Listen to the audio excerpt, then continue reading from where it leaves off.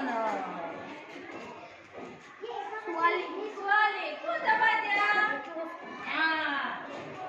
ল'ৰা ক'ত যাবা এতিয়া একো বচন গৰুজা ক'ত যাবা এতিয়া বহু বচন চৰাই ক'ত যাবা এতিয়া একো বচন ছোৱালীবিলাক ক'ত যাবা বহু বচন ছাগলী ক'ত যাবা একো বচন